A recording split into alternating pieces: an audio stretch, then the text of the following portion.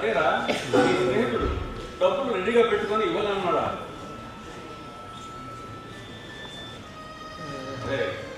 నాకు తెలుసురా, నీకెక్కడ పని జరగలేదు.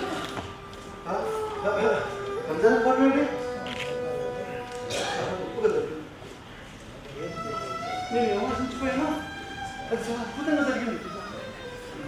నా తమ్ముడిని అదే నా స్నేహితుడిని ఎలా చూడాలనుకున్నానో 100 రెట్లు గొప్పగా చూశాను. ఆయన చూసిన ఈ కళ్ళు తాను చెప్పాలా వాడకుండా ఉంటే బాగుందనిపిస్తుంది. వాటి ఈ కళ్ళలో ఉన్న ఈ గుండె అలాగే నిలబడకపోతే బాగుందనిపిస్తుంది. నాకు తెలుసు, ఒక మారుమూల పల్లెటూరు నుంచి ఒక తెలుగు తేజ తన జీవిత పరమార్థం కోసం ఉద్యోగాన్వేషణలో సింగపూర్ వెళ్ళి అక్కడ పెద్ద సంస్థలో చేరి ఆ దివాళా తీసిన సంస్థని ప్రపంచంలోనే అగ్రగామిగా నిలబెట్టిన కనులు మన సుధాకర్ కందిపడ్డాడు. అదేరా మొన్న పేపర్లో చూశాను. నాకు తెలుసురా, నాకు ఆ విషయం తెలుసు. అందుకనే మా అనుభవాలు నీకు చెప్పినా బాధపడు. అందుకనే నువ్వు నీకు తెలిసి రావాలని నువ్వు అక్కడికి వెళ్ళినా నీకు అనుభవం మీద తెలిసి రావాలనే ఉద్దేశంతో నువ్వు వెళ్తున్నా నేను అడ్డుపడకుండా అలాగే ఉండిపోయావు.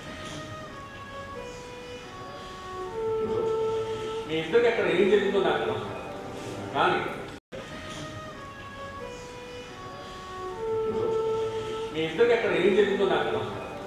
కానీ నా మనవరాలు పెళ్లి మాత్రం ఎవరు కావాలన్నా అవునన్నా ఈ ఇల్లు అమ్మైనా సరే ఘనంగా జరిపిస్తాను.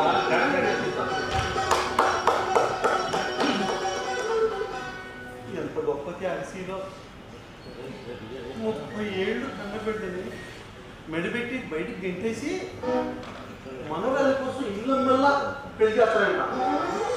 శ్రీ త్యాగం ఎవరైనా చేస్తారా?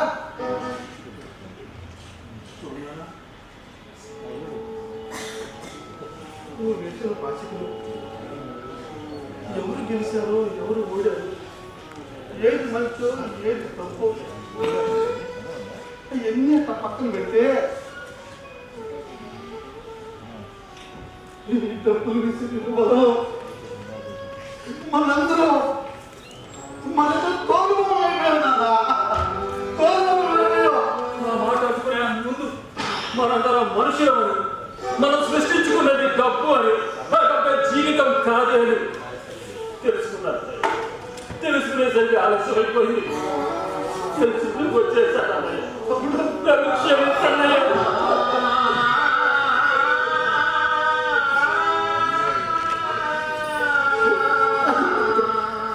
చూడమ్మా, వయసు పెద్దవాడలే కానీ కాలానికి అతీతం కాదు.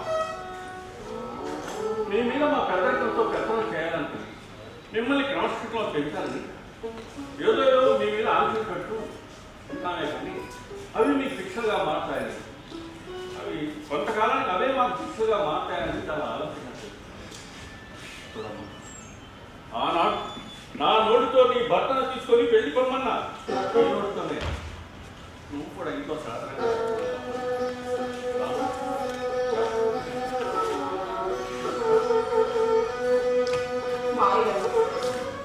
30 ఏళ్ల క్రితం మీతో చెప్పాలనుకున్న మాటలు ఇప్పుడు చెప్తున్నాను. ఎందుకంటే అప్పుడు మీరు నాకు మాట్లాడే అవకాశాన్ని ఇవ్వలేదు. ఏటిలోని కెరటాలు ఎంత వేగంగా ఎగిసిపడినా తిరిగి ఆ ఏటిలోనే కడవాలి. అది ఏటి కాదు.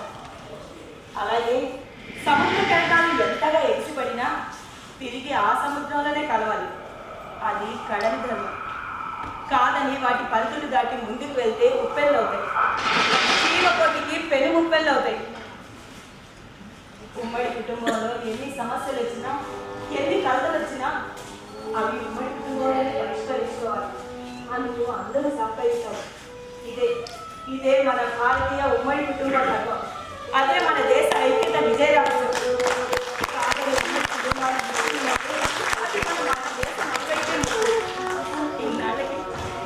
ఇన్నాళ్ళకి ఉమ్మడి కుటుంబంలో ఉండాలని నా కళ నిజమే.